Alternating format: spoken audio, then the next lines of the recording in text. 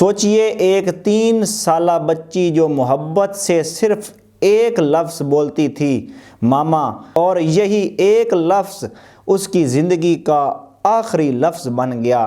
جب ایک پھوپھی نے شادی کے نام پر 3 سالہ اپنی بھتیجی کی جان لی تو سمجھ لیں محبت، رشتے اور انسانیت سب ختم ہو گئے۔ یہ واقعہ وزیر آباد کا ہے اور سچ بہت خوفناک ہے۔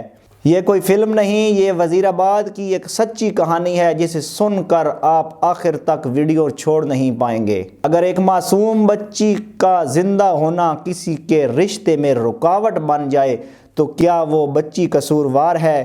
ہم کہتے ہیں کہ ہمیں رشتہ داروں پر فخر ہے، لیکن وزیر آباد میں ایک رشتہ ایک معصوم جان سے زیادہ قیمتی ثابت ہوا۔ یہ ویڈیو صرف ایک جرم کی کہانی نہیں، یہ ہمارے معاشرے کی اصل تصویر ہے۔ السلام علیکم ناظرین، میں ہوں نوید اصغر اور آپ دیکھ رہے ہیں میرا یوٹیوب چینل نوید اصغر آفیشیل۔ کیا آپ نے کبھی سوچا ہے کہ شادی کی خواہش اور سماجی دباؤ کسی انسان کو اس حد تک اندھا کر سکتا ہے کہ وہ اپنے ہی خون کا پیاسا ہو جائے؟ ایک ایسی بچی جو کسی کو ماں کہہ کر پکارتی تھی، اسے کیا معلوم تھا کہ یہی لفظ اس کی موت کا پروانہ بن جائے گا؟ آج کی ویڈیو میں ہم بات کریں گے وزیر آباد کے علاقے دھونکل میں پیش آنے والے اس لرزہ خیز واقعہ کی جس نے انسانیت کا سر شرم سے جھکا دیا۔ ایک سگی پھوپھی نے اپنی 3 سالہ بھتیجی کو صرف اس لیے راستے سے ہٹا دیا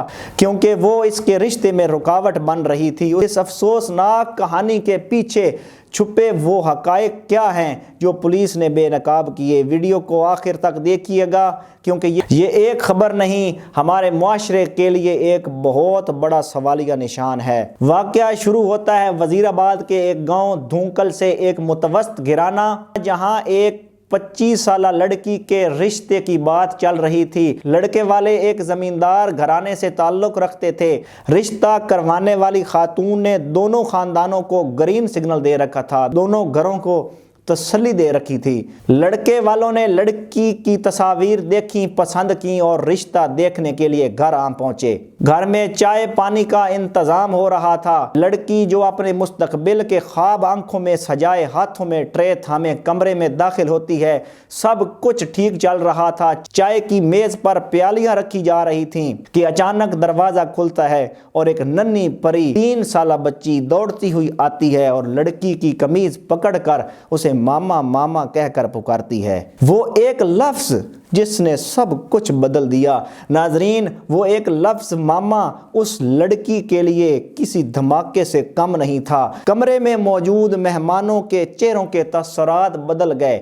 لڑکے والے حیران رہ گئے کہ ان کے ذہن میں فوراً یہ سوال آیا، اگر یہ لڑکی کنواری ہے تو یہ بچی اسے ماما ماما کہہ رہی ہے۔ لڑکی کے گھر والوں نے لاکھ صفائیاں دی، بتایا کہ یہ اس کی بیٹی نہیں بھتیجی ہے، اس کی اپنی ماں اسے چھوڑ کر جا چکی ہے، اس لیے یہ اپنی پھوپھی کو ہی ماں سمجھتی ہے۔ لیکن لڑکے والوں کے دل میں شک بیٹھ چکا تھا۔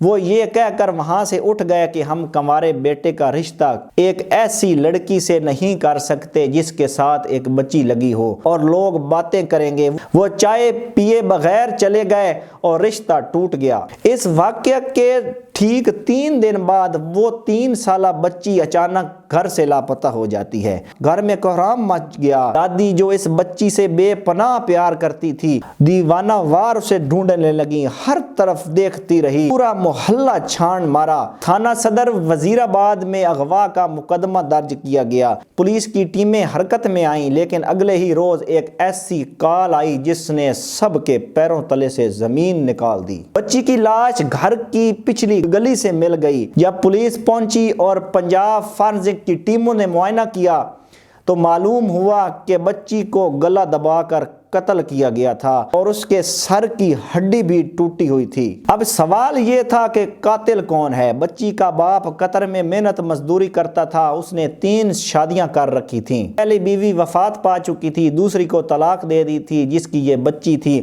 اور تیسری بیوی کے اپنے 2 بچے تھے۔ سٹی پولیس آفیسر سردار غیاث گل کی سربراہی میں جب تفتیش شروع ہوئی تو پولیس کا شک گھر والوں پر ہی گیا۔ کوئی باہر کا بندہ گلی میں لاش پھینک کر اتنا آسانی سے نہیں جا سکتا تھا۔ پولیس نے گھر کے افراد سے الگ الگ پوچھ گچھ کی۔ جب بچی کی پھوپھی سے سوالات کیے گئے اس کے بیانات میں تضاد پایا گیا۔ جب پولیس نے نفسیاتی حربے استعمال کیے اور سخت سوالات کیے تو اس لڑکی کے صبر کا بندھن ٹوٹ گیا اور وہ پھوٹ پھوٹ کر رونے لگی اور وہ سچ اگل دیا جس نے سننے والوں کے رونگٹے کھڑے کر دیے۔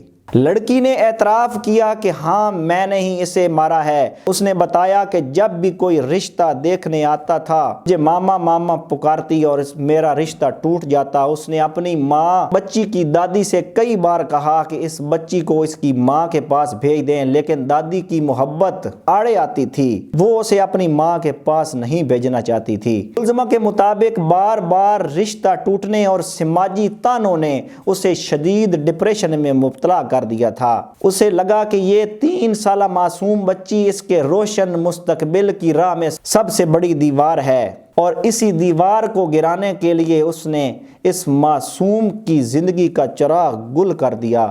ناظرین، پولیس نے ملزمہ کو گرفتار کر کے 14 روزہ جوڈیشل ریمانڈ جیل بھیج دیا ہے۔ قانون اپنا راستہ اپنائے گا، لیکن یہاں چند سوالات آپ کے لیے چھوڑے جا رہا ہوں۔ کیا ہمارا معاشرہ اتنا بے حس ہو گیا ہے کہ ایک رشتے کی خاطر ہم انسانی جان کی قدر بھول گئے ہیں؟ کیا رشتہ دیکھنے آنے والوں کی وہ سوچ ذمہ دار نہیں جو ایک چھوٹی سی بات پر کسی کا گھر بسنے سے پہلے ہی اجاڑ دیتے ہیں؟ اور کیا وہ ڈپریشن جس کا ملزمہ نے ذکر کیا کہ اتنا سنگین تھا کہ ایک ننھی جان لینی پڑی؟ ناظرین، ذرا سوچئے، اگر رشتے انسانیت سے زیادہ قیمتی ہو جائیں، اگر سماج کے تانے ماں کی ممتا سے طاقتور ہو جائیں تو پھر ایسے ہی سانحات جنم لیتے ہیں۔ یاد رکھیں، اللہ کے نزدیک سب سے قیمتی چیز انسان کی جان ہے، نہ کہ لوگوں کی باتیں۔ آج اگر ہم نے اپنے بچوں، عورتوں اور کمزوروں کے لیے آواز نہ اٹھائی، کل یہ خاموشی ہمارے گھروں کا ماتم بن سکتی ہے۔ خدارا، رشتے دیکھتے وقت کردار دیکھیں اور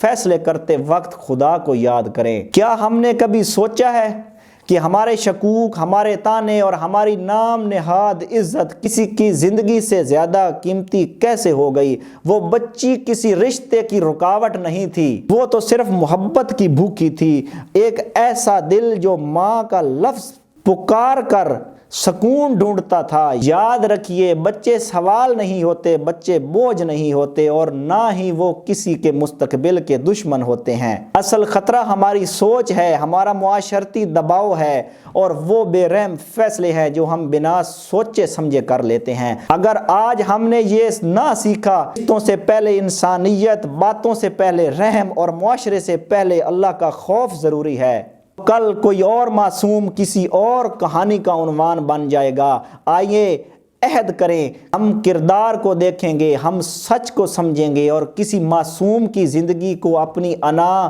اپنی ضد یا لوگوں کی باتوں کی نظر نہیں کریں گے۔ اللہ کے ہاں سب سے قیمتی چیز انسان کی جان ہے، نہ کہ لوگوں کی زبان۔